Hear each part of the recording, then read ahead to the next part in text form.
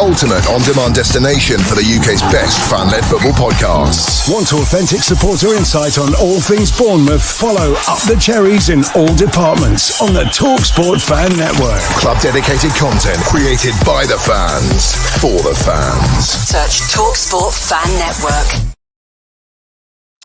Welcome back to Up the Cherries in all departments, and thank you for joining us. Hit the like, subscribe and the bell button below. It helps this channel to grow. Now, I do have two very special guests with me today. You'll know one of them, and you'll also have seen our friend Steve from the Toffee Blues in our preview show as well. So without further ado, let me bring in the man that you will know, Mr. Matthew Harrison. How are you doing? Yeah, well, good, Craig. Yeah, very good after that win at the weekend, and not too bad after the draw either. So, looking forward to this one. Definitely. And it is a pleasure to welcome back from the Toffee Blues, Steve. How you doing, Steve? Hello, lads. You okay? You sure you don't want to talk about something else in this one? Because the weekend for me was an absolute nightmare. To be honest. I'm going to be honest before we get into it. I haven't watched the game back. I'm going purely on the adrenaline I felt at the time. Because honestly, in terms of losses this season, the one against Hughes in the league was bad. The one against Villa was bad. But honestly, I couldn't sleep the night before. I hate the FA Cup. I hate the jeopardy of knowing that you might go out. And to be honest, Bournemouth are just a top-class side, aren't they, really? I mean, and the most annoying thing is seeing the draw that you just got. Do you know what? And I also, and I'll stop rambling on and let you get into it. The fact Liverpool went out the next day, you'd think that'd make me feel better. It made me feel even worse because it was the thought of, if they were out of it, I think we would have had a fair chance. But no, we'll get into it a bit more in detail. Yeah, most definitely. And thank you so much for joining us. So I'll tell you what, Matt, shall we get underway and let's cover off the game against the Toffees this weekend and the Goodison reaction. So, of course, here we are. This is the form leading up to the game. Steve, I know that we spoke in the preview. I know we did discuss David Moyes in a lot of detail, but without having to repeat yourself, the form going into this game was pretty good, wasn't it? Yeah, I mean that graphic's missing the Leicester game, which we won 4-0. It is. Yes, it is, and it's missing our defeat against that other team, but we left. That's why you picked it then, Craig. Yeah, that's what you picked it for. Exactly. You know what? I think going into it, we were pretty confident. I think, to be honest, this game was just a case of Bournemouth took their chances and we didn't. I don't think it really speaks too much about the quality of the team. Although, the likes of Alcaraz come on for his first appearance, hitting the post 3 times, it's not going to be your day when that happens. And unfortunately, sometimes football's a funny old game where sometimes you just have that day where you could play till Christmas and you wouldn't be able to get the ball over the line. And I think that it was one of them for us on Saturday. But do you know what? Going into it now, I really hope Bournemouth go on to win it because I think this season it's looking like it'll be a bit of an underdog winner or someone maybe outside like the main sort of pool that usually win it. But to be honest, that's why I think it feels I'm a bit, not sour grapes, but I'm still really sort of, I'm really let down by it because there's a video on your channel, a preview on it about, where you said that whoever win this game would probably go on to go very far in it. And now with you pulling Wolves out the hat, the Vitality, that's another game you're going to be expecting to win. You might have a quarter-final on your hands if you're looking forward. Obviously, you don't want to count your eggs before they hatch. But, the form going into it was great. And the Spurs game, I mentioned this in our video, Craig, didn't I, about how the Spurs game, there was lessons learnt from that in the Brighton game. And then Leicester game, there was lessons learnt from that. So we are moving forward. And there's not really a sour feeling across the fan base at the moment because, as I mentioned in our video last week, David Moyes can get away with quite a lot because he understands the fan base and Everton fans love a good moan, but David Moyes was one of them where you're just like, oh, what's even the point in moaning? So, we're going into this match on Wednesday now against Liverpool with full concentration on it. If we win that, I'll forget about that FA Cup game, to be honest. No, that's fair enough, Steve. And to be fair, mate, I was, and we said this on the recording the other day, I was more nervous going into the game against yourselves than I feel today. I actually feel quite relaxed about, this game coming up against Wolves. And I know we'll come on to the draw in a little bit more detail, but I was genuinely concerned to actually play Everton again. I thought, A, you'll probably want revenge. B, you've improved significantly under David Moyes. Sean Dyche, you know what my thoughts are. I think Sean Dyche was taking you down, and you could have been playing for 5 days straight against us at the start of January, and you still wouldn't have scored. And that's no disrespect to the players that was on the pitch. That's really Sean Dyche. But you look a lot better side now. And to be fair, I've had a couple of conversations actually with a couple of people.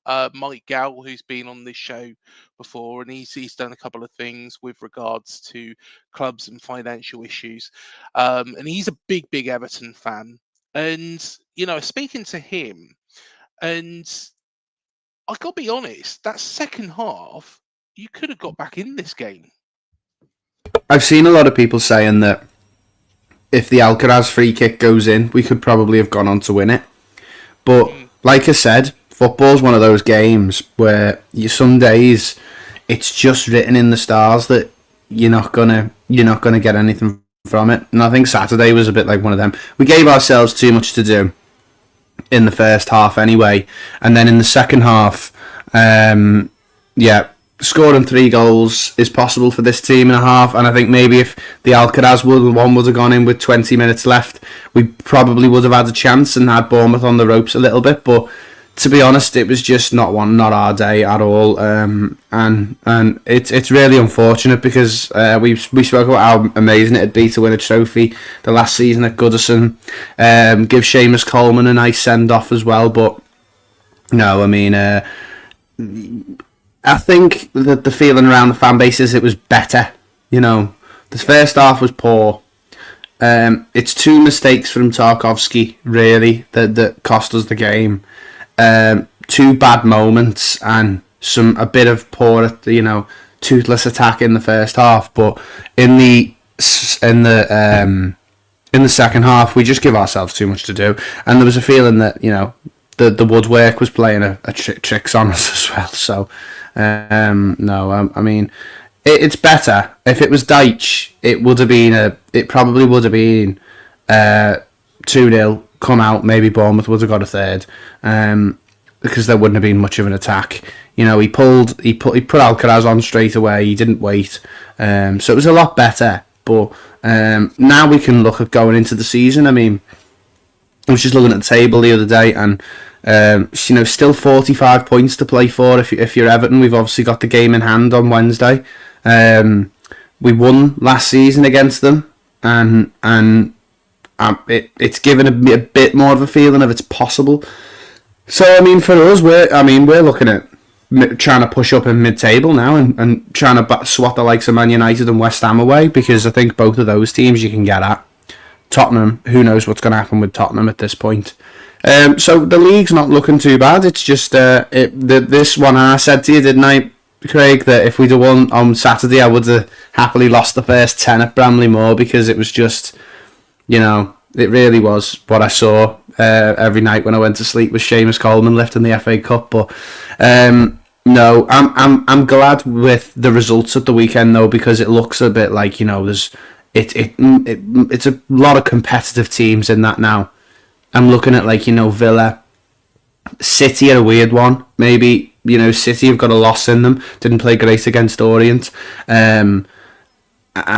So it's looking more like an old school style competition now with the teams that are left in it, and I think that's a really good thing.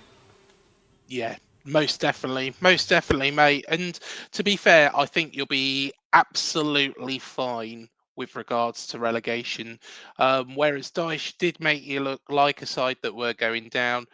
You're completely the opposite now, and you're not going to be anywhere near it. But I tell you what, I'm sorry to have to put you through this again, Steve, but we're just going to cover off the goals as well. So here we go. So Ghana international Semenyo was a constant nuisance for the Everton backline.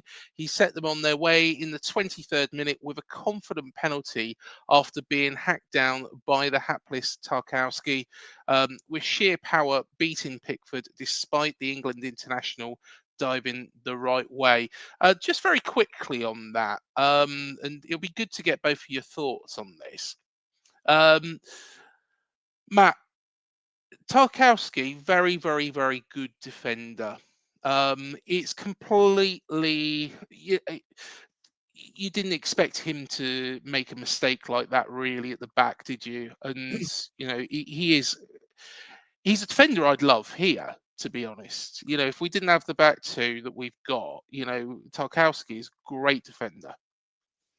Yeah, no, he is. He's a good defender, and yeah, you don't really expect that kind of tackle from him, do you? Especially in your own box. But it's a penalty, wasn't it? Unfortunately for Everton. Obviously, good point for us. But yeah, you don't expect that kind of tackle from a defender of his kind of caliber. But yeah, referee made the right decision on that one. But I mean, when you go back to the start of the game, I mean, like the first 35 seconds of the game was literally like end to end stuff. I mean, we had a shot at goal that was blocked, and then they went straight up the other end and put Kepa to work. So it looked like it was going to be a really kind of end to end stuff within sort of the first couple of minutes. But then obviously we settled into it, and we were definitely the better side, in the first half. But yeah, the penalty, decent run up again from Semenyo. Obviously, Kluivert's our normal penalty taker, but Semenyo's stepped up. I was quite impressed with how he just had his back to the keeper and then just turned and made that quick run. Fair play to Pickford, though. He did go the right way. He was unlucky, wasn't he, in some respects? Yeah. But yeah, no, good, well executed penalty from Semenyo, and obviously that sort of got us on the way. But yeah. But yeah, it was a good start. It was definitely a good half for us, and obviously we talk about the other goal in a minute, but from Everton's perspective, they are two disappointing goals to give away. They're two goals we wouldn't want to give away, aren't they? So yeah. But yeah, from our point of view, it was a great start. Steve, I know that when we spoke in the preview, we did mention about Jordan Pickford and what a good goalkeeper he is. He is by far one of the best goalkeepers in the league. And do you feel that Semenyo had to do what he did to actually put it past Pickford, considering he guessed the right way as well, like Matt said? But secondly, are you concerned that if anybody else gets a penalty, they're going to look at that and think, that might be the way to beat England's number one? No, not really. I think he, in terms of goalkeepers at saving penalties, he's the best I've seen. Definitely at Everton. Probably, he seems to always get them, doesn't he? And he's already faced one and saved one this year against Anthony Gordon. I remember back to Maddison against Leicester in a really big match for the relegation.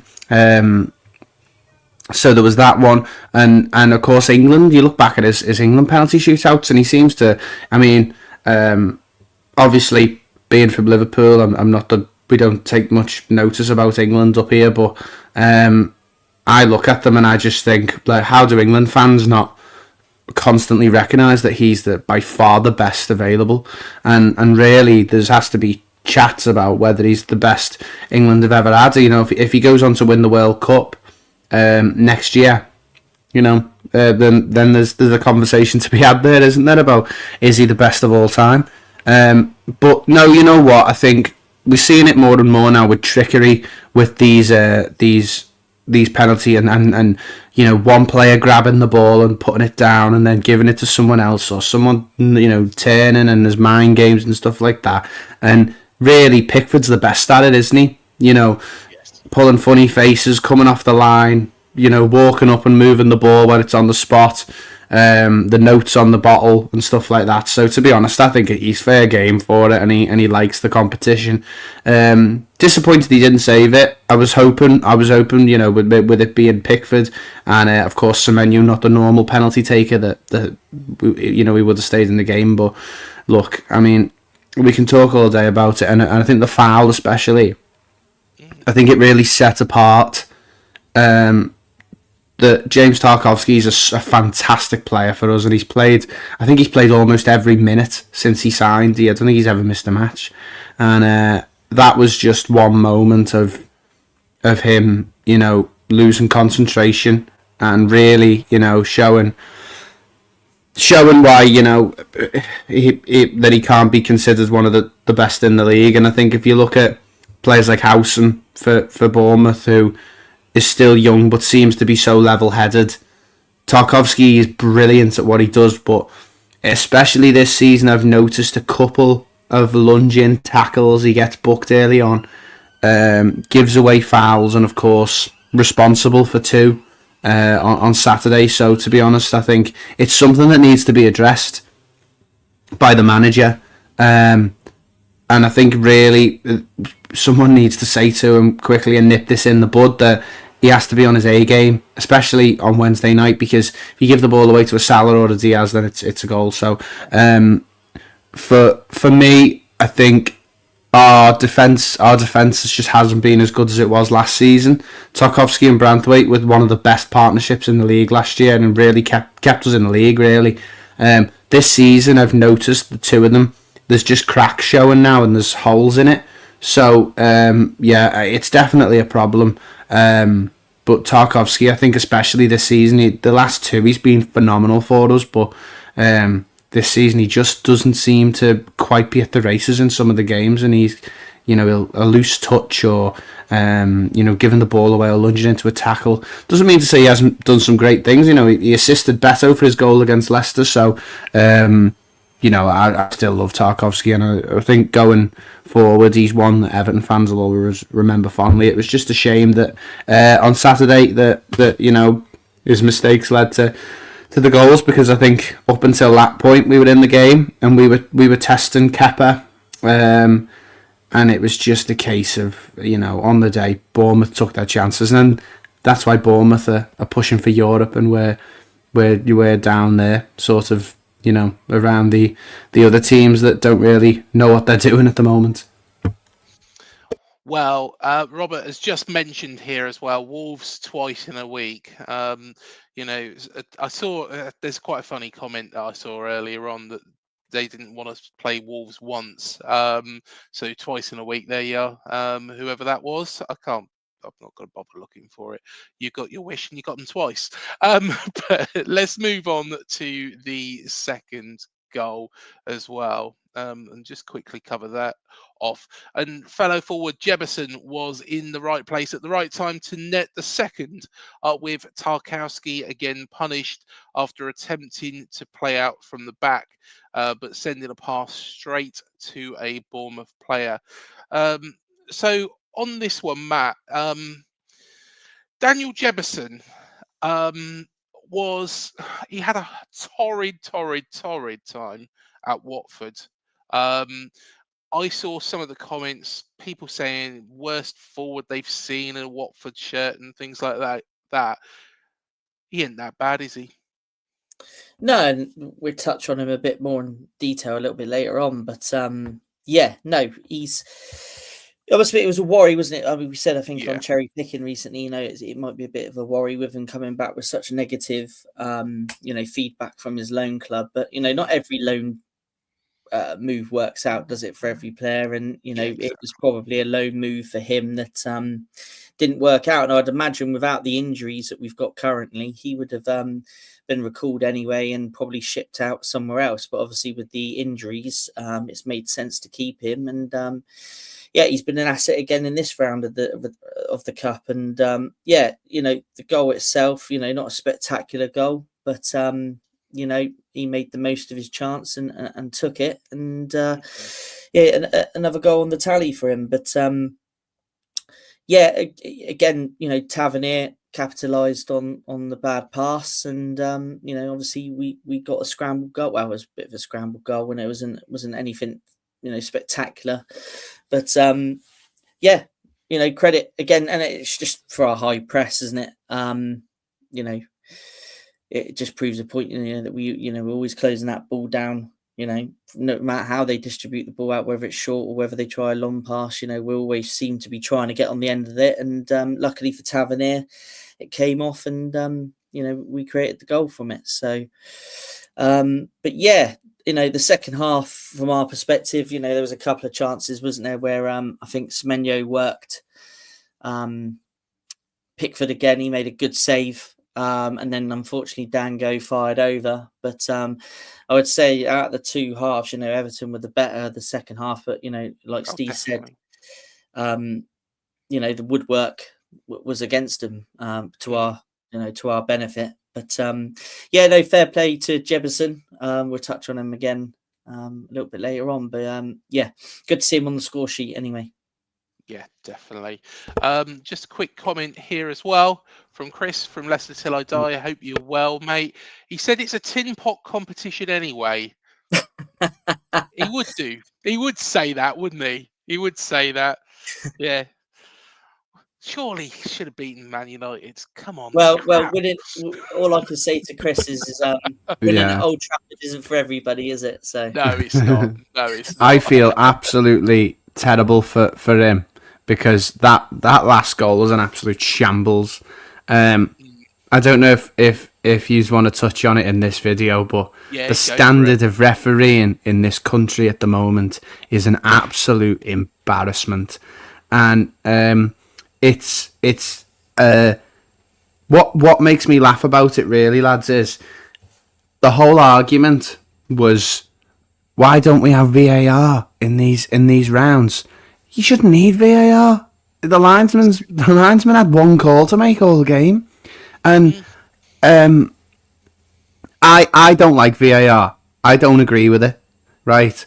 But in situations like that, where a linesman is completely incapable of doing his job, that's when it works. It's there to cover up refereeing mistakes, really, isn't it? And looking at that, I felt sick from a Leicester point of view, because they were the better team, I thought, and I thought Man United were absolutely hapless, and I really looked at them thinking these are so easy to get at, and I thought Leicester should have beat them, but once again, Man United get the decision go for them at Old Trafford, and they do it. You're not going to mention Daniel Jebison to me, are you, Craig? Because if you want to be pantomime villain at Goodison Park, mention that man's name. It seems like he exists just to score against Everton. And you know what the worst thing was? I didn't know he played for Bournemouth until 2:00 on Saturday. And I saw the team come out, and the second the team come out, Everton Twitter just said, "No, it's going to be him, isn't it?" Because he scored that goal for Sheffield United against us in COVID. And I don't think he ever scored again for Sheffield United for a long time. Seems to be a player that just, like you said there, at Watford they didn't like him. At Bournemouth, I don't know how he's been for Bournemouth if he hasn't really taken to the standard of the Premier League. But put him in against us and he'll score. So yeah, he's one of them. Some players love playing against some teams, but do not mention Daniel Jebison in front of me. Honestly, you could put him against you could have just had him at 1v11 on Saturday, and he probably would have still scored. Yeah, well, to answer your question, Steve, I think, to be honest, he hasn't really had much of an opportunity here, has he, Matt? He come in and went straight out on loan, didn't he? But Yeah, I think he's been signed, isn't he, to try and develop him, and I think they Yeah, see something in the player. But obviously, and like I say, if it wasn't for the injuries, he would have been recalled from Watford because obviously it was a disaster for both club and player. And I'm adamant he probably would have been shipped straight back out again. But obviously, due to the injuries, they've and obviously with us not buying a striker in the window, because obviously Dango stepped up, and we're still getting goals out of Clivert and Semenyo, and he's just sort of backing them up, isn't he, from the bench? And he deserved his start against Everton, and fair play, he took his goal, didn't he? yeah, So yeah, be definitely. interesting to see how he develops long term. That one, I think, from a Bournemouth perspective. Yeah. Brian has said Wembley and a Euro tour, maybe. Why can't we fight on both fronts? It'll be quite interesting. And I just want to come back to this comment as well from Chris. He said, like that man, checks in the post to you, Steve. So, Steve, I would ask him for a couple of grand, not £2.50, because that's, if you allow him to, that's just what you get, just a point. But I tell you what, let's have a look at the stats from Goodison Park. And Everton, of course, had quite a bit more possession. I think, honestly, about the shots were quite even, but we did get more on target.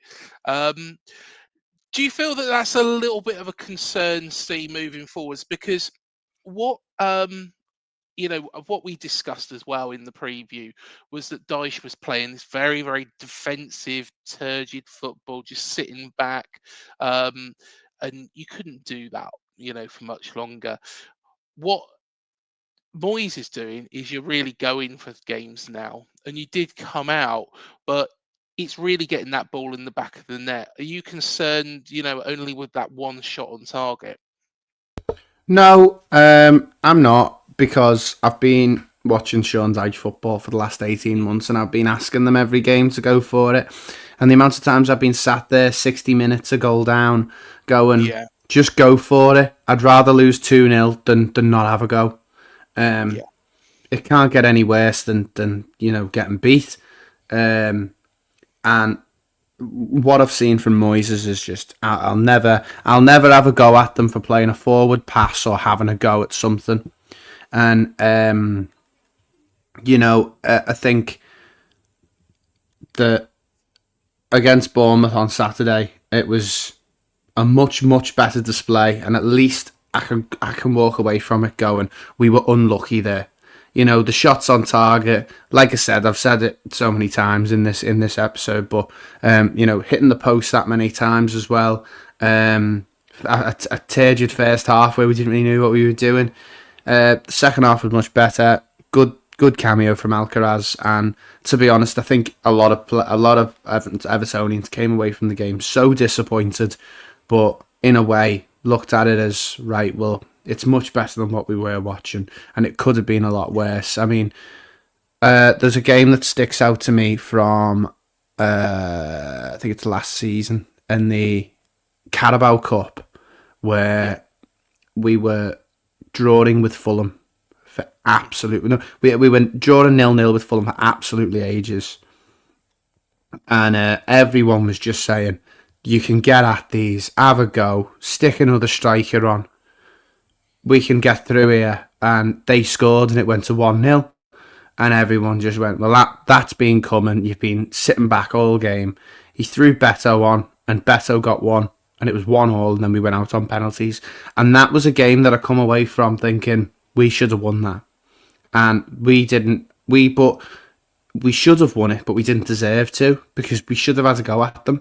And it was the same this season with Brentford as well, under Sean Dyche, that Brentford had a man sent off after about 20 minutes, Craig, and yeah. we played the other 70 minutes camped out on the edge of our own penalty area.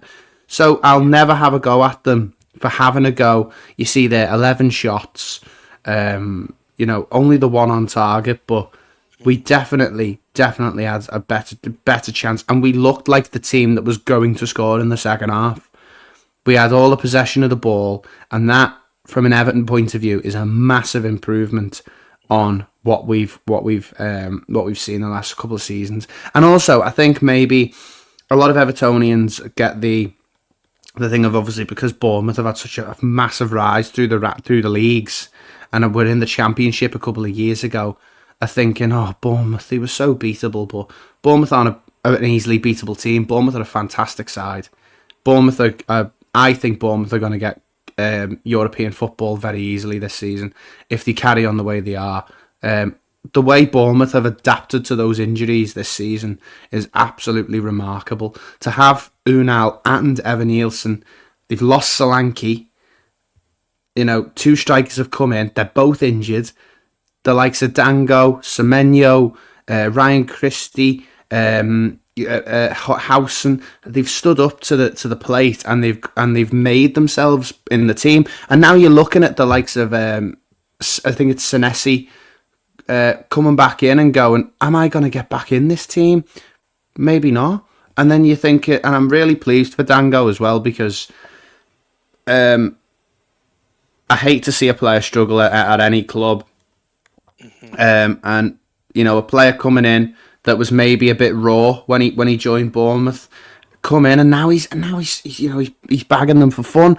And a really nice story I seen on Bournemouth's social media about the one lad who triple captained him on Fantasy Premier League, and they brought him to the stadium to meet him, and I'm just thinking the feel good factor about that club, for us to come out of such a turgid time, and we've won 3 on the bounce. This one was just a step too far for us, but no, I know that's a long-winded answer, but on the whole, no, I'm not disappointed with them, and I don't think it'll be a problem going forward, because I think in this current climate in the Premier League, you can't be too attacking, as long as you have enough solidity in defence, because you can get at so many teams, I think, can't you? Well, that's kind of what we did, wasn't it, back in 2015, 2016, when we were new to the Premier League, Matt. Eddie Howe brought us into the top flight. Everybody was expecting us to get smashed every week, to be fair. And we just went for it. Yeah, there were some games that, if we had defended a lot more, we would have probably got a point from. But to attack games, you've got more opportunity to score. You've got more opportunity to pick up the 3 points rather than trying to draw your way to safety, which seemed to be like what Sean Dyche was trying to do in the end, wasn't it? Yeah, I mean, there was always goals in us, wasn't there? But we Yeah. knew that defensively there was chances we'd concede, but we always were confident. Look, we could always score more than the opposition. I mean, you look at that Everton game at home. I think it was sort of after that was when we really spurred on that season, and I think they were like 3-1 up, weren't they? And Stanislas scored in like it was Barkley, wasn't it? I think Barkley scored right at the end, and that's right. Yeah, and it's games like that, and we concede, but we can always score back then. It was that after that game that really spurred us on that season, and that gave us the confidence, didn't it, to sort of stay up that year, I think. Kind of all sort of stuff. But then prior to that, we'd beaten United, and we'd beaten who did we beat the week before? Beat United one week, and we beat someone big. You beat Liverpool. I can remember that one. Oh yeah, that was that was the season after. Yeah, there was the Chelsea? first. Was it Chelsea? I think it was Chelsea. Yeah, it was Chelsea away, wasn't it? Chelsea away, then Man United at home. So yeah, I mean we've always had a good go at it in the Premier League. Even when when we first played, you're right. People thinking little old Bournemouth go straight back down. We had nothing to lose that season, did we?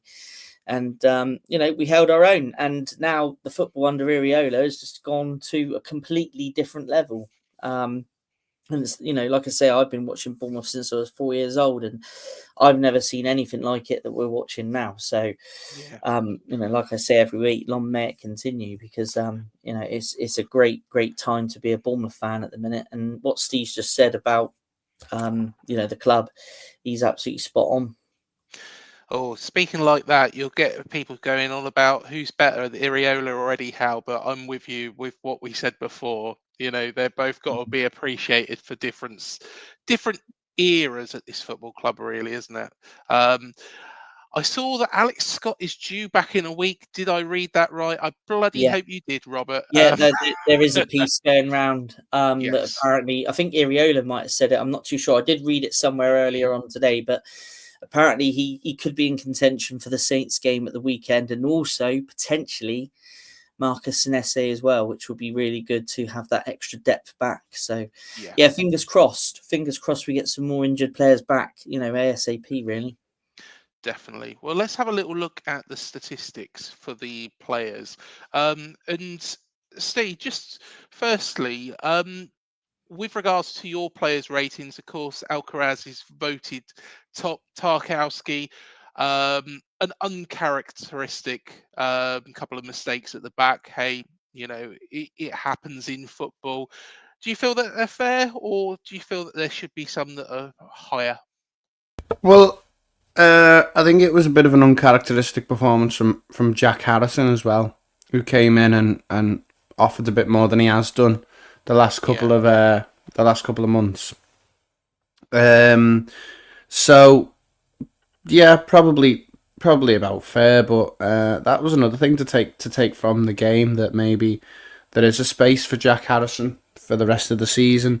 Of course, we've got him on loan now until June, so he's been very much frozen out, and I think Lindstrom's played really well when he has played. But yeah, it was him coming on and having a bit more of the, and trying something a bit different. I think it's his first performance, first appearance under David Moyes as well. So maybe that's something that could work out quite well for us. Yeah, definitely. And Matt, same to you. What do you think of our ratings? Yeah, no, I would say they're about fair, really. I mean, Semenyo, again, great performance. But then how many times can you say it about that guy? I mean, just every game, really, he puts a shift in, doesn't he? I mean, Christie's up there again. He's been the midfield engine all season. Probably, a real unsung hero, isn't he, really, this season, Christie? Clivert and Semenyo and Dango obviously taking the plaudits recently, but you can't forget Christie's work ethic from that midfield. It's second to none, especially this season and part of last season where he's played deeper as well, so he's obviously got used to a new role as well. And Howson, yeah, again, I mean, like Steve said earlier, I mean, this kiddie is so advanced of his age. He's so mature. It's not surprised he's up there with the scores. But yeah, overall, I would say they're pretty fair. It was good to see a few of the youngsters get a little bit of a run out again. It was good to see Winterburn start the game. Do you think that's a bit harsh though? 6.62 for Ben Winterburn, because he played a good hour. I thought he did all right. Yeah, I thought he did all right, but I don't know whether really he had any shining moments. I'm trying to recollect now, and I don't think there was many shining moments there from him. But I mean, what a story to tell the kids and the grandkids, that he played on the winning side for the last FA Cup game at such a great stadium that Goodison is it's a well-known stadium, and what a story to tell the kids. But yeah, I mean, you look at I would say that's a fair score. I mean, you can't really score Kepa much higher. I mean, he made a save. But yeah, no, I would agree with all of them. Yeah, but it's just again same old guys at the top there. Yeah, I guess I would give Winterburn a few more points, maybe because he's a youngster. Probably take him up to at least probably where Cliver is, to be fair. But personally, because he is a youngster, he's just come into the side, and to shine in this team would be quite difficult considering how well we're playing. But interesting one, actually, what you mentioned there about Steve, about Harrison as well, because I rated him when he was at Leeds, and I felt that when he went to Everton, I thought, okay, this might be a pretty good signing. But under Sean Dyche, I just don't think he did very much. Could it be that Moyes gets the best of him? The biggest problem with him is that he was so left-footed that his only option in a team that crossed the ball was to cut inside every time. He can't cross the ball with his right foot, and for some reason, the whole tactic and playbook that we had was to cross the ball in, put it on the 6-yard line, and one of them might head it in or it falls to someone. With Harrison, he was constantly have to come back inside on his left foot, and we were all saying for ages, just put him on the left, because he can whip the balls in, same as what Dwight McNeil was doing, which will be a massive return for us when he does come back. He's been desperately missed, but no, I think one thing I've noticed about Moyes is that the wingers have got much more freedom to roam inside. They're not hugging the touchline as much, which is a good and bad thing. I know Barry Horn, who was on the commentary on Saturday, said there's not enough width in the team. It's in the first half. So maybe that's a thing that you can chop and change for different games, how wide your wingers are. And I think that probably is one thing. It worked so well against Tottenham because those fullbacks were so easy to get at. The likes of, definitely Tottenham and Leicester. It was so easy to get at them because I was looking at the I can't remember the lad's name now. The Leicester centre back, the Leicester fella in the chat might know. Acoli, I think. And then I'm looking at Archie Gray as well at Tottenham. These were players that were so easy to get at and didn't have the pace to keep up with the likes of Lindstrom or Ndiaye. Unfortunately, against Bournemouth, we were coming up against one of the best fullbacks in the league in Milos Kerkez. So that was a big problem, I think. So it'd be interesting to see how David Moyes can address that, because against Liverpool, depending on who plays there, I know Robertson's been a bit, shaky this season. Trent Alexander-Arnold's always been questioned defensively, so maybe it's a case of we go back to that. The problem with the Bournemouth game is maybe they were too narrow, which is unbelievable considering how well those narrow wingers have worked in the last few games.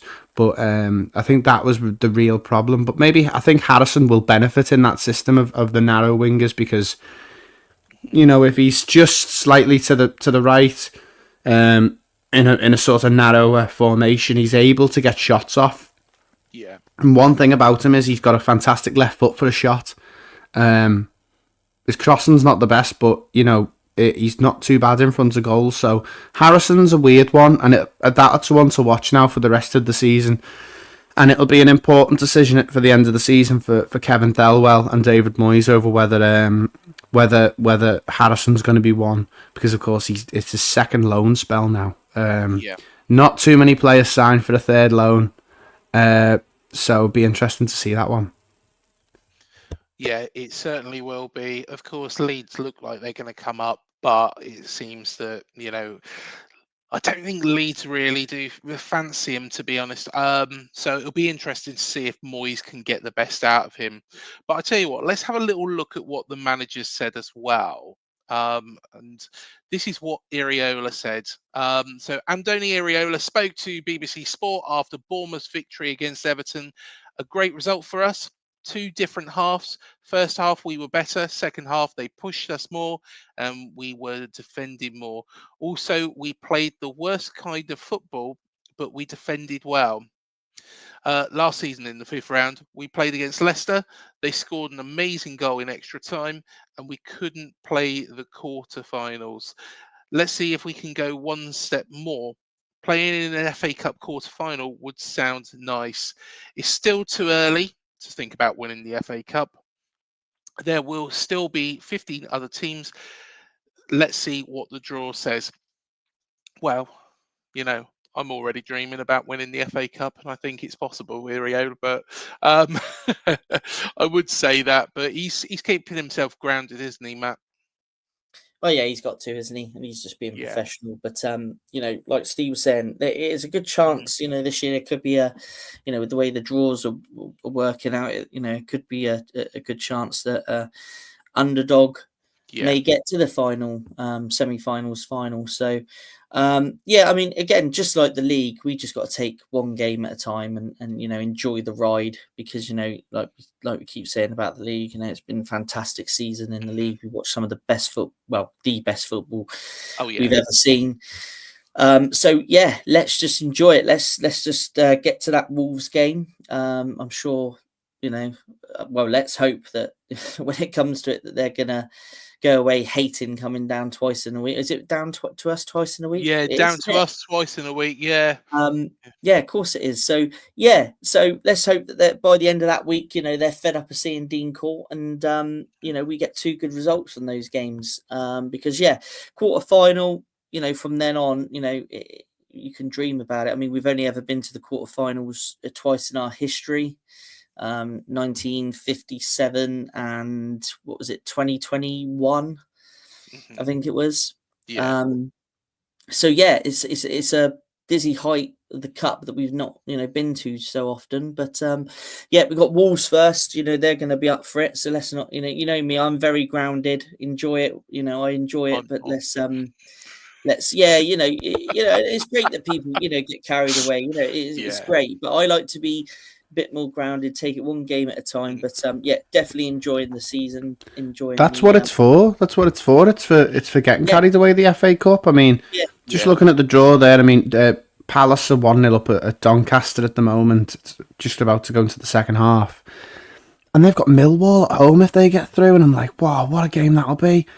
I'm looking at Plymouth now, Manchester City, how poor they were on Saturday afternoon against Leyton Orient, thinking, is that a game that we need to watch? Because Plymouth under the new manager seem to be, he seems to have more of a clue than Wayne Rooney, but then again, I don't think that's too hard.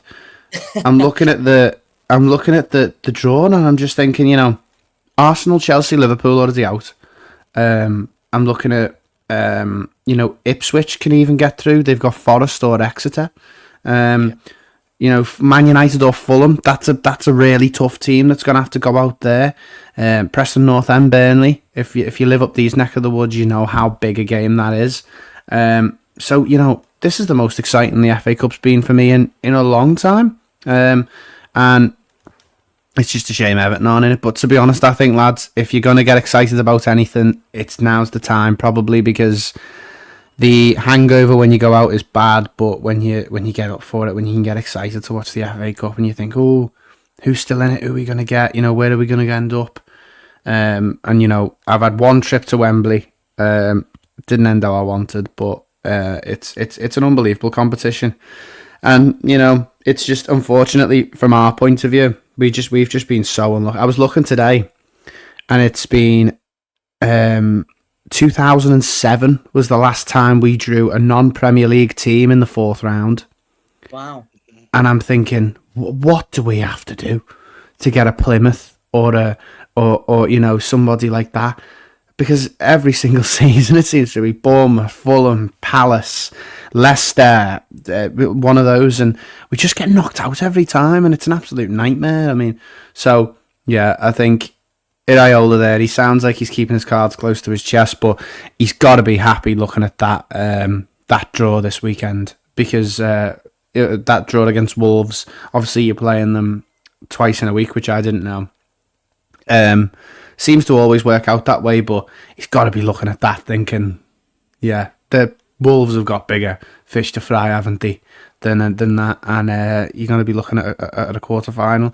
Still championship teams left in it. I mean, Preston North End or Burnley, one of those two is going to go through. Both are very beatable. So, it's a time to get excited, because you're looking at teams that historically do very well in this competition are out. You're probably hoping for Fulham to knock United out, though, because they're jammy in this competition. They seem to be able to beat anybody in this. Well, I was hoping that it wasn't going to be Preston, because Matt, you'll be able to vouch for this.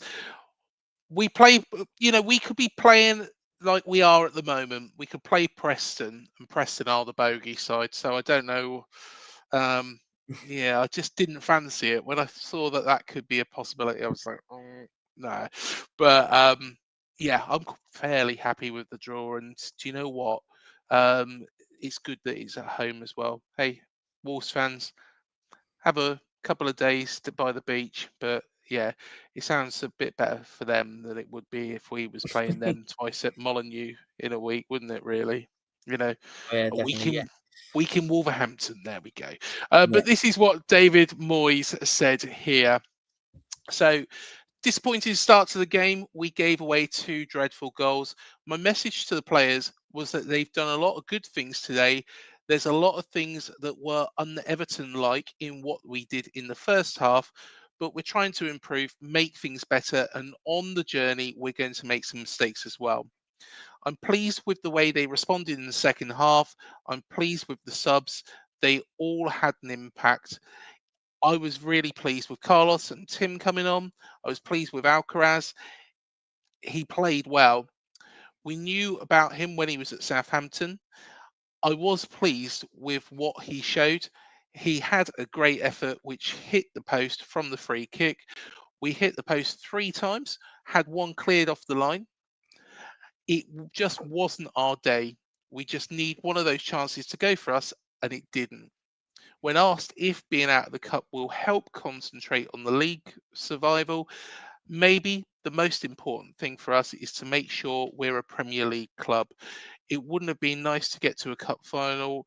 It would have been nice to get to a cup final. Sorry, I do apologise. It wasn't like we gave it up. Now our focus is totally back on the Premier League and trying to do what we need to do. Steve, it's fair to say that David Moyes, it seems like he's improving you each week, and you know the improvement even in that second half was good. Yeah, well, I think I said to you in our video last week, Craig, that Yeah, there's a lot of players in this team that he doesn't like. He doesn't like Decore. He doesn't like Beto. He doesn't like Mikalenko. You know, so we're looking at it, and I think he's frustrated with what he couldn't have done because I think he did everything he could. He made the right subs at the right time. It yeah, was just a case of the first half. Un-Everton like is perfectly describing it, by the way, because I think everyone expected us to come out the blocks quick again, and you know trying to take it to Bournemouth, scare Bournemouth off in a way.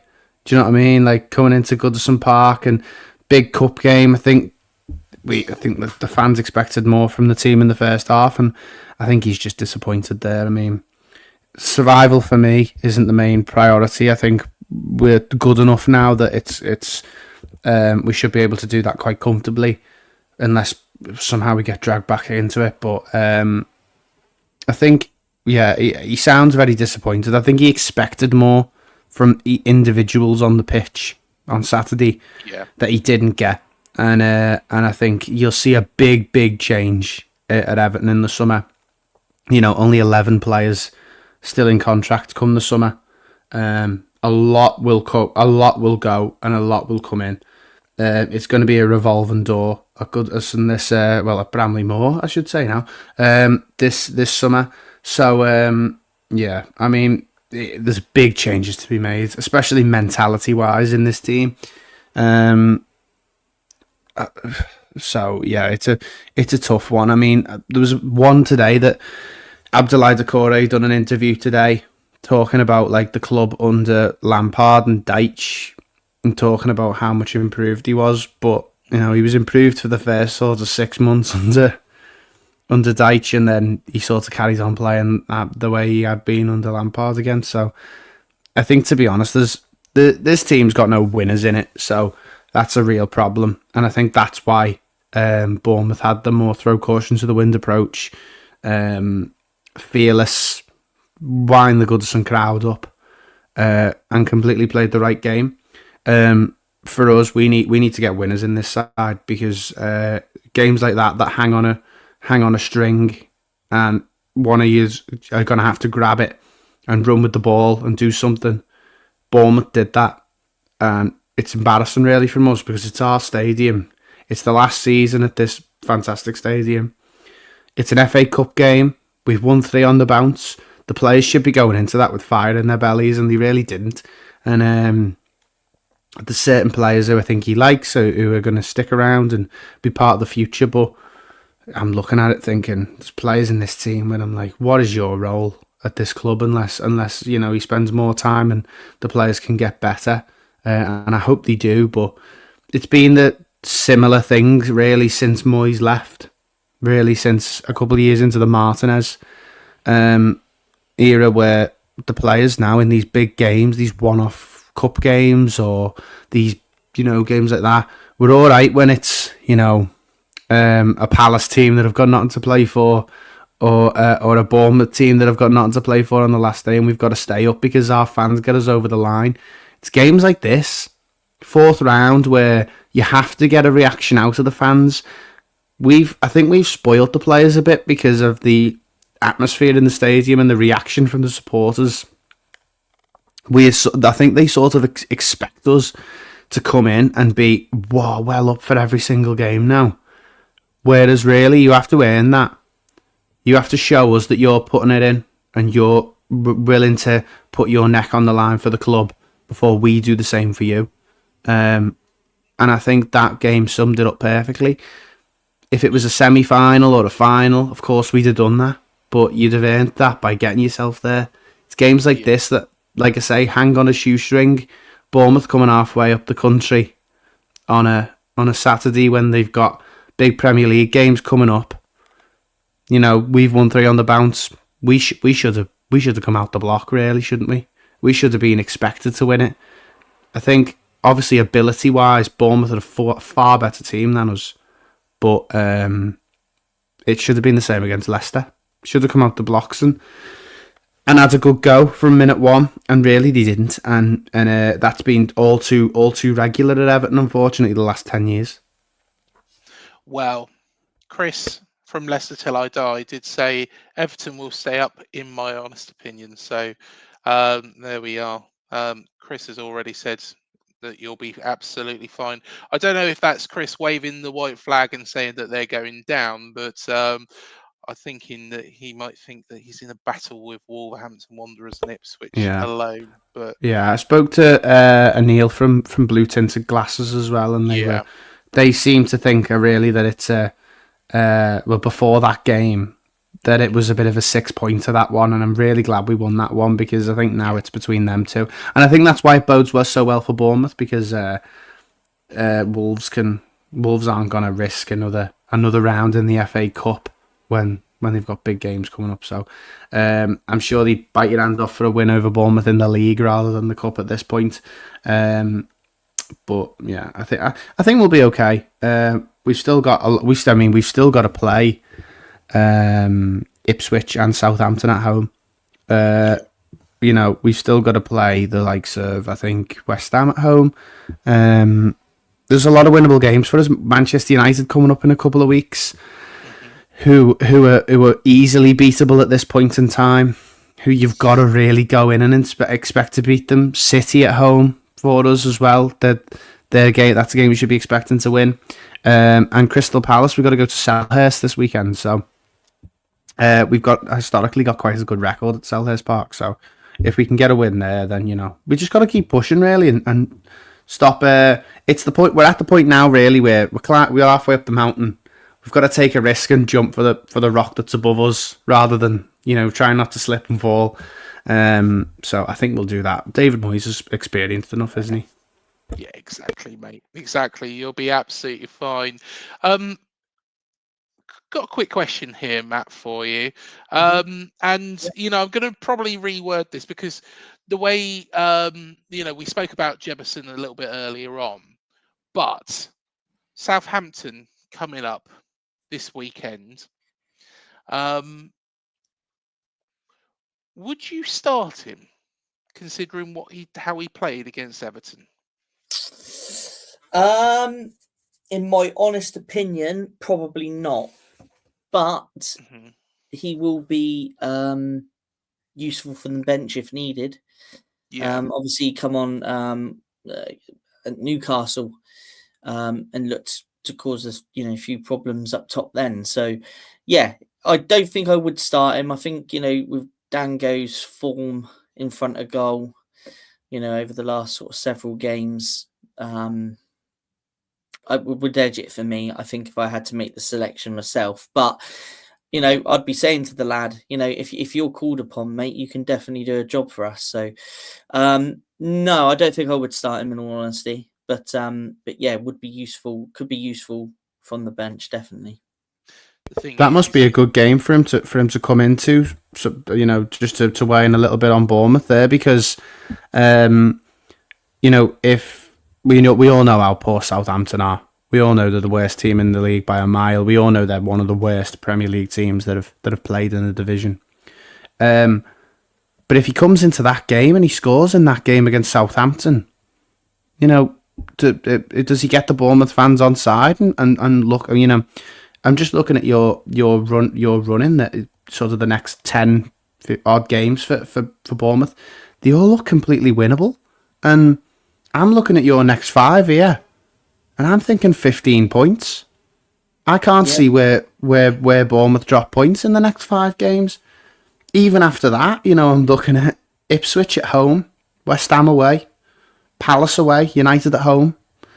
The only really tough game Bournemouth have got between the now and the end of the season is Villa and Arsenal.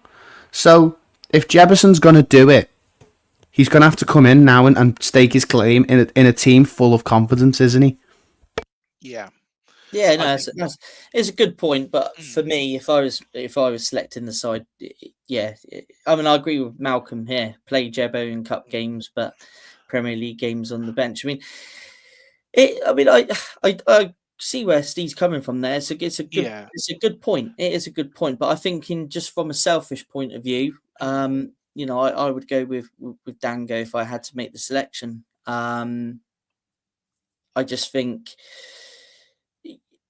I mean, he does strike me as a player, though, that, when I saw him play, against Newcastle, when he come on, he can still be a handful coming off the bench and may get that opportunity to have a goal from the bench. So, I mean, you look at Dango in the past, he's been that secret weapon off the bench, isn't he? Where he's come on, he's changed the game around, he's nicked a few goals from coming off the bench. And maybe that's the part that Jebbo may play between now and the season. But that's a great thing about football, and that's what I like most about football. Even like when we talk, you talk to opposition fans, and it's all opinion, isn't it? And it's always good to share, all opinions, and and discuss everybody's view, because nobody's right or wrong, are they? It's just all opinion at the end of the day. And I totally understand Steve's opinion there on that, definitely. But for me, Dango.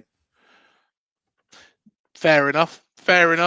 I think I probably side with you partly, Matt, on this.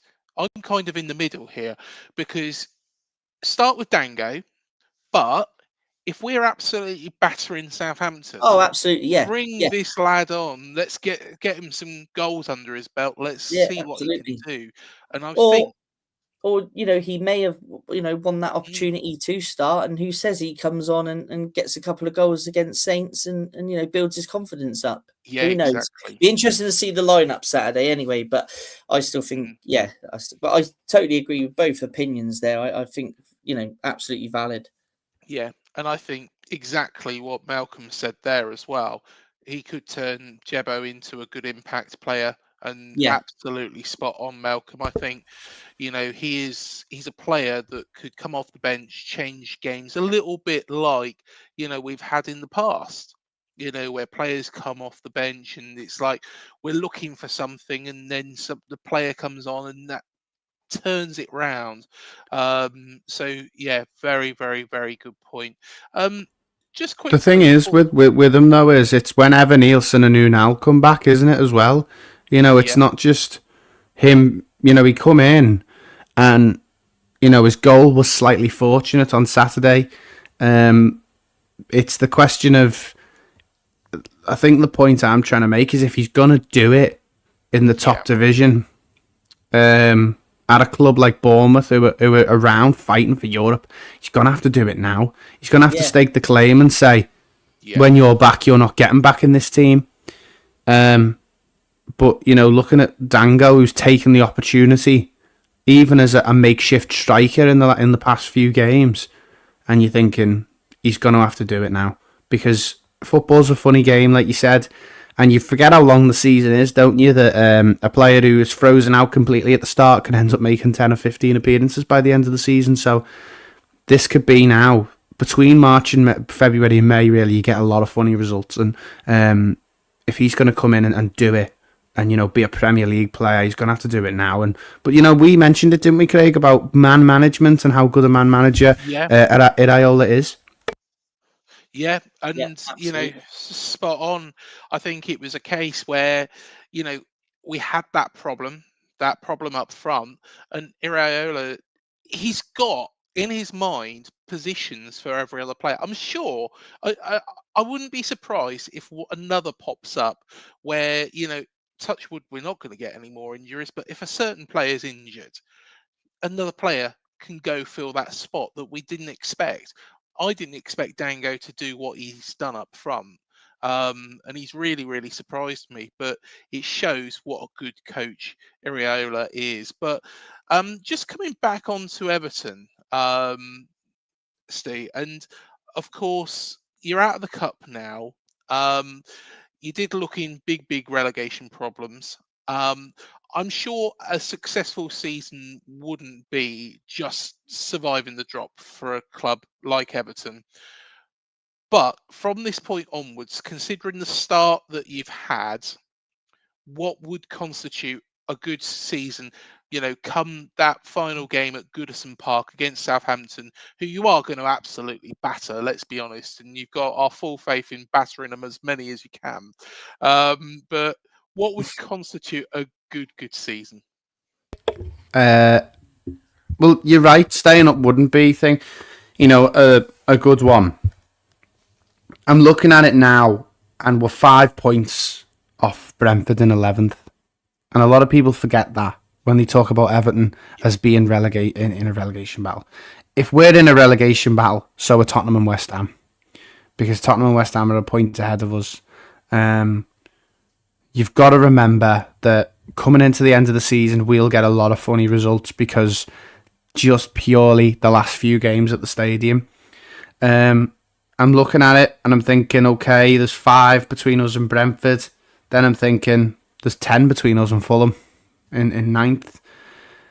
We've got 9 out of our last 12. No reason we can't go and get another 9 in the next 4. So really, I don't think it's really knocked the confidence that much, that the result on Saturday. For me, I think the best situation now between now and the end of the season would be to really build on the work he's done already, get us up sort of into mid-table, challenging with the likes of your Brentfords and your Fulhams and your Man Uniteds rather than your Leicesters and your Wolves. So that's what he needs to do now, I think, between now and the end of the season. He needs to get the fan base back on side with the club and make us enjoy going to the game, which has already happened. I mean, the last 2 I've been to, I've really enjoyed the Tottenham game and the Leicester game. But if we get a win on Wednesday, the rest of the season's a bit of a write-off for me. If we can win, that's the one I want, really. That's the only 3 points I want now for the rest of the season. But I'm looking at it, Selhurst at the weekend. Then we've got United at home, Brentford away. These are teams that we can begin to make points up on. Palace are in 12th, United and Brentford, all 3 of them, back to back to back. We can make points up here. We can start to make a push. And it is possible. We've then got to go away to Molineux, which we'll see how they're playing in a month's time. Because, like we said, it's a funny old game. West Ham at home, might not have anything to play for. We've still got to go to Anfield, which is going to be a really tough one. And it's probably a write-off at this point. The Arsenal at home, City at home, Chelsea away. These are all tough games, but between now and the end of the season, we need to get a couple of big results that can make the fans go, yeah, okay, I'm hopeful now going into the new stadium. So that's the big one for me, really, Craig, is getting the feeling of Everton back, between the fan base. It hasn't really felt like Everton for the last number of years, bar a couple of fantastic little moments that are happening at the wrong end of the table. The fan base feel very downtrodden on and feel very hard done by, that the club's not being looked after. So now is the time, because there's, you know, a former manager who had relative success, a new stadium built ready to move into, new ownership. The Mashiri era is over and dead. 11 players in the summer. There's going to be a lot of signings. So I'm looking at it now thinking, this is the time. This is time for the rebrand of Everton Football Club. And people will ask me why it's so important for us to move. You know, I've seen a photo today of West Ham's Old Upton Park site that's flat now. And of course, it's a massive shame that you know, an old football stadium was torn down, which is the same what happened with Goodison, which is being turned into like a big park. But I think that game on Saturday summed it up for me. The Goodison Park now has served its time as Everton's home, and the fans aren't excited to go there anymore. There's a lot of bad memories with it. So being able to move into a fresh new stadium, in a better location, you know, a bigger stadium, more money to spend on transfers, something that we can get excited about, and it'll feel like a bit of an achievement. Between now and the end of the season, David Moyes has to get that feeling back, so that we can go into next season straight away without any sort of feeling of playing catch up. You know, we lost the first 4 this season, again, and it was a case of playing catch up again. All he can do now is get us into a good position where next season we can win the first 4, basically. Well, you are moving to a proper stadium, not West Ham cycling track. So, to be honest, That is right. yeah, it looks an amazing ground. Before we do close off, though, let's have just a quick look at this FA Cup draw. And here we go. So these are all the games. So Exeter or Nottingham Forest, who are playing tomorrow, will be playing Ipswich. Manchester City will play Plymouth, the conquerors of the other side of the park, yesterday. We'll be playing Wolves. Newcastle versus Brighton, all Premier League game. Manchester United versus Fulham, again, all Premier League. Cardiff City's reward for beating Stoke is a trip to Aston Villa. All championship clash between Preston and Burnley, and Doncaster or Crystal Palace will play Millwall. So there we are. Scott Parker gets to go to Preston, so they can go and knock him out of the cup. Maybe he was the one, you know, who had the bad omen when we played Preston. You never know. It's not us as a football club. It's actually Scott Parker. But there we are. I'll tell you what. Let's just quickly run through each of those games and just tell me who you think is going to win each one, guys. So Exeter or Forest versus Ipswich. I'm guessing that it probably would be Nottingham Forest versus Ipswich. Who do you reckon? Forest, Ipswich.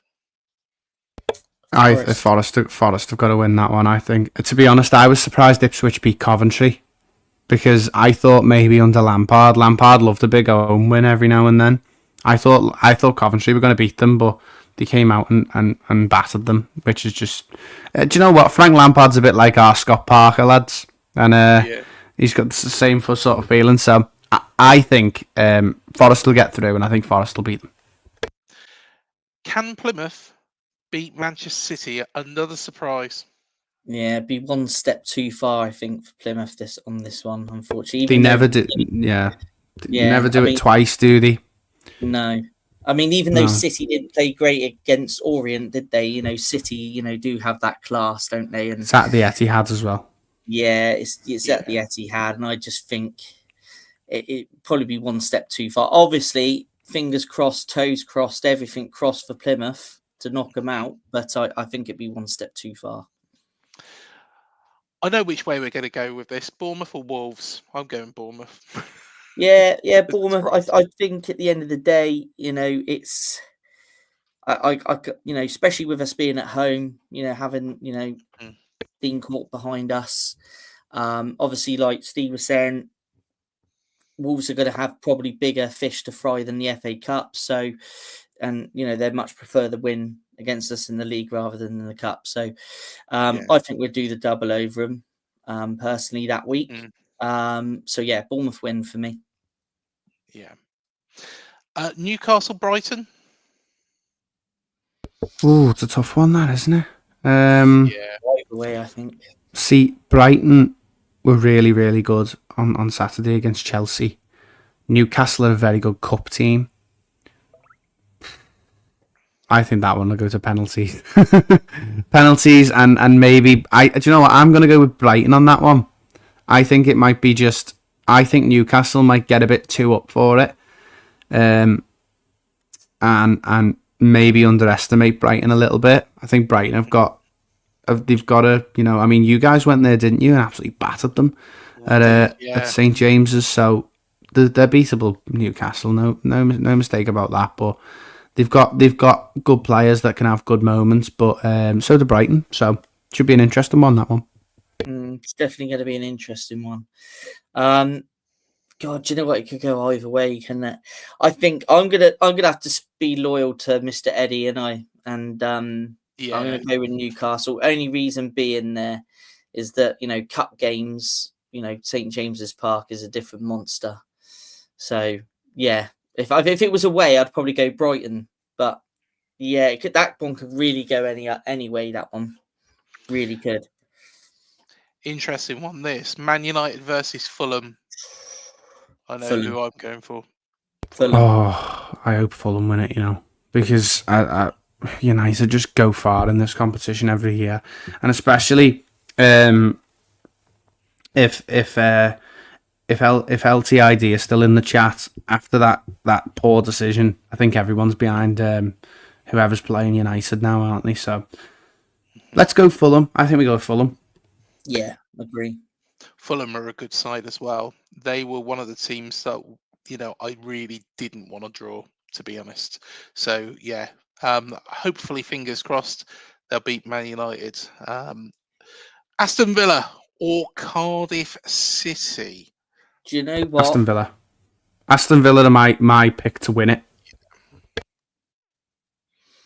I think Villa will Yeah. get through quite Do you know what? I'm gonna have to back an underdog somewhere here. So I'm gonna back Cardiff on that one. Stick my neck out on the line. Isn't it mental that you've just said back an underdog at some point when United are playing Fulham at home and United are the underdog? It's absolutely mental. If someone had been in a coma for 15 years, they'd think you were absolutely mental, wouldn't they? But that just shows. But I think Villa are brilliant, and I've got a real soft spot for Aston Villa. Luke, who comes on our channel, is an absolute diamond, and I'd love to see them do something, because they're a really good club with a good fan base, big club, nice stadium, and really it'd be a reward for all of their really good work that they've done, similar to Bournemouth. So either two of them, I'd be happy with either Bournemouth or Villa winning it.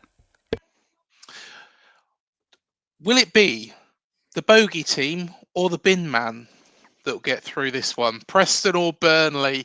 Of course, just in case anybody's wondering what I'm going on about, there was somebody who created an account that just put us in hysterics years ago, called Scott the Bin Man Parker, and every now and again it just used to change with a different job that he was doing at that time. So the ultimate bogey team, or will it be Scott the Bin Man Parker going through? Preston. It's really, really hard, that one, isn't it? Can I just have one look at the championship table, because I haven't followed it very much this season. The only team I've really followed have been Luton, because they've been poor, and after last season, the grief that we got off Luton for staying up instead of them, I can't say I'm too feeling too sorry for them. There, aren't they? Burnley are playing really well and thing, but you know what? They're in a big push for these. Well, I mean, they're going to get playoffs, but they're going to try and get automatics, aren't they? Let's just go with Preston. They're the home team. You know, they're going to try and get further than they really have ever really done. But I think that's no, I think it'd be Blackburn, wouldn't it? 2 founder members of the Football League. I'm not sure if Burnley are in that or if it's. I know Blackburn. I'm sure Burnley are as well, aren't they? I think they are. It'd be nice for one of them. Of course, we're out of it, but Villa, also a founding member. I'm not sure about Forest, but of course, it's nice to see these old clubs getting a bit of a run. But of course, Preston are your bogey team, so you'll want them out. But that'll be one you won't want to watch at all, Craig, because it'd be like. Yeah, exactly. Yeah. Can't win on that one. No, but you can't. I've got to be honest. I think it'll be Burnley. The only reason being is because I was chatting to somebody earlier on today, and they turned around and said, "You do know Burnley have only conceded 9 goals all season?" And I said, "No, that'd be daft. They've only conceded 9 goals all season out of 31 games." So. Yeah, I've got to say the bin man might he's a security guard now. He's not a bin man anymore. Yes, but yeah, I mean that's a big one. That'll be up north. Do you know what? I hope they put that one on the telly because that'll be a massive game as well as the next one as well. Because Palace are 2-0 up at Doncaster right now with about 10 minutes left, so it's looking like they're going to go through. Palace or Millwall then, guys? What do you reckon? It's going to be a tasty one, isn't it? Yeah. Oh, I can't wait for that one. Oh, sorry, I dropped my phone there. It's going to be a really, really good one, that. It'll feel like I'm watching one of them gangster films, them football gangster films. Do you know what? Selhurst, Millwall at home. What a game that's going to be. That's going to be one for the football purists, isn't it? People who go back and watch like old episodes of Final Score like me, Sado's gonna be watching Palace versus Millwall at Selhurst, but I think Palace are gonna do that. I think Palace are really, really underrated. They didn't start the season too well, but they've really kicked into gear now, haven't they? Yeah, definitely. I think earlier on in the season, I would have said, if this was the Carabao Cup and this was November, I would have turned around and said, I think Millwall could cause an upset here, but Palace are doing well. They've done quite well ever since December time, haven't they? They've really, really, really, really got going. So, yeah, unfortunately, I think there's only going to be one championship team in there. Matt, you reckon there's going to be 2 because you think Cardiff's going to beat Aston Villa, but yeah, I think it's probably going to be that one between Preston and Burnley. One of those might not be a championship team next year anyway. But there we go. Mm-hmm. That is the draw for the next round. Steve, it has been a real pleasure having you on. Thank you so much. Take it away. Can you give the Toffee Blues a shout out, please, mate? Yeah, just Everton newsfeed on all the social medias, the website as well, and yeah, it mainly geared up to the derby in a couple of days now. That's the main focus. My job mainly is pretty much why I'm on here. Is I speak to fans from other clubs and try and get the lowdown and try and give Evertonians the sort of the lowdown on the other clubs we're playing. Of course, there's not going to be one this week. Liverpool are the only club that we don't do one with. To be honest, I have speaking to them in work and stuff like that, so I don't really need to speak to them anymore. But yeah, come over and have a look. Of course, we had Craig on there last week, talking about the game. But yeah, really good. We try and do some nice content. We've got a lot of lads working on it. And we've got, we do under 21 stuff. We do stuff for our women's team as well. And it allows me to come on and do stuff like this, of course, which is brilliant. Going live's always the best. Being able to interact and come and have a look with us. And yeah, get in for the ride, because coming into the end of the season now, it's going to be a real funny one for Everton. And for your Everton content, and when you're looking at the new stadium, or you're looking at the end of an era at Goodison Park, we're going to be doing lots of content on that, I'm sure. Well, all the very, very, very best of luck on Wednesday against that team across the park. Go get revenge for us on them as well. Oh, I hope so. I think I've had this. I hope so. I mean, last season was an absolute dream. I'll be honest with you, lads, I can't remember most of it. It was brilliant, because do you know what? The last time we beat them at Goodison was 2010. And to tell you how long ago that was, Mikel Arteta scored the winning goal for Everton. We then didn't beat them again for another 10 years. We beat them during COVID. First win in 22 years at Anfield. Of course, the last winning goal before that was Kevin Campbell. The late great Kevin Campbell scored the winning goal. So playing these is the absolute bane of my existence, and I'm so glad it got delayed a couple of months ago, because I couldn't have handled that.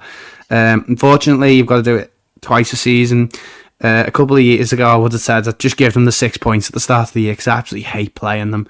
But last season, it was a different kettle of fish, and we went into it and we had a penalty disallowed after about 10 minutes, and I went, something's different here, something's different in the air. And I mentioned earlier that sometimes the gods are with you, and I think that was the case with us there last season. Shame it's not on Wednesday, because of course, the last one, and I mentioned to Craig as well, another thing that's interesting about it is both clubs have got 41 wins at Goodison Park in the derby. So whoever wins this one officially has won more games at Goodison. So you know what? I'm hoping that Plymouth result knocks their confidence a little bit. Just whisper in case there's any of them listening, because they're sly and they're sneaky, and they're the best team in the country by an absolute country mile. I don't think Arsenal have got much about them, but you know what? I'm just thinking, just let us have this one. Let us have this one on Wednesday, and we promise we'll batter Arsenal for you. That's all I want, because they're the one club that really means something, because we beat Man United. We don't like Man United, we don't like Chelsea, we don't like Newcastle and all them, but we beat them quite regularly. Beating Liverpool, that feels like we've done something. And of course, David Moyes had a fairly decent record there. You may remember, unfortunately, all the players who've scored the winning goals are managers now, and are all you're looking back at the likes of Lee Carsley, Duncan Ferguson, Tim Cahill, Andy Johnson, and Arteta as well. So there was loads of players. Unfortunately, though, I was a kid when they all happened, so that's the one. But thank you for the good luck wishes, but it'll be running through my head now for about the next 2 days. I don't know how I'm going to concentrate the next couple of days, because all I can think about is beating them one last time before it gets knocked down. And I'd certainly take 3 points tomorrow over a win against them next season, because Goodison needs something in its final season. Well, go batter them. I really, really, really am rooting for you. Beat Arsenal as well, and we'll just do a Leicester match. How about that? There we go. Well, do you know what? It'd be good for your title charge as well. Exactly. We've got Bournemouth are making a title charge. If we can beat both of them, we're leaving the door wide open for yous. Exactly. I think, I don't know what I would do. I'd probably streak from here to Southampton naked and back if we actually won the Premier League title. It's not going to happen, but, I tell you what. Hey, if we win on Wednesday, you'll have to send a search party out for me, because I'll end up in Zanzibar or Benidorm or somewhere like that on the €1 beers. Last season was bad enough. How much I enjoyed that one, because it was the first time and it felt possible again that they were beatable. And it was when they were going through that really poor run of form, and I still thought, oh, it's them. They just get something. And you watch, they'll get something, lads, they will. You're thinking, like a Mane about 10 years ago, that one came off the post. You might remember Gary McAllister, Baldy Egg, who scored the free kick as well. We were just so unlucky against them. But to be honest, I'll have to close my eyes most of it. I'll probably just be like this for most of the game, trying not to see it. Stay in the game, get 0-0, and then someone scored a winner in the last minute. Send Goodison absolutely berserk, but it'd be a horrible place to be. Let me tell you now. I mean, the last season's was on a Wednesday night as well. There's now a really famous song about beating them on a Wednesday night and hardly touching the ball. But last season's was on a Wednesday night game under the lights at Goodison. They're going for the title. It's our last season at Goodison. It's written in the stars, really, isn't it? But it'll be a horrible, horrible, horrible place to go. Let me tell you now. I would not like to be in that environment if you're wearing red on Wednesday. But you'll have to see. Of course, the game's on TV, and I'm already nervous for it. I've been nervous for it since the final whistle went on Saturday, I'll be honest. Well, mate, I wish you the very, very best of luck, and I wish everybody at Everton the best of luck for the rest of the season, because we have a very, very good relationship with Everton fans, and it's a real pleasure. So, yeah, all the very, very best of luck, and we'll be there at Bramley Moor next year, experiencing your new stadium. Yeah, I mean, this time next week I'll be there. I'm at the very first test event, so that's a really exciting moment for me and my family, being the first people. So, I'm so excited for that. But hopefully you guys can get up for next season. It's got a cracking away end. Have a look at the away end. It's right in the corner, right low down. And I'm sure you'll enjoy it. Oh, definitely, mate, definitely. And we've got some nice comments as well. Malcolm said, good luck for the rest of the season, Toffees, as well. And best defence in the top two leagues. That's what Scott Parker's done to Burnley. I didn't know that until today. That's about Crystal Palace and Millwall. And Ryan's window cleaning 7th and a semi-final. We want to go all the way, Ryan. We want to go all the way. No, you want fourth and a cup. Exactly. I would absolutely love some silverware in that cabinet to go alongside that championship trophy to win a major honours. Can it happen? Who knows? Thank you again so much, Steve. Thank you, Matt.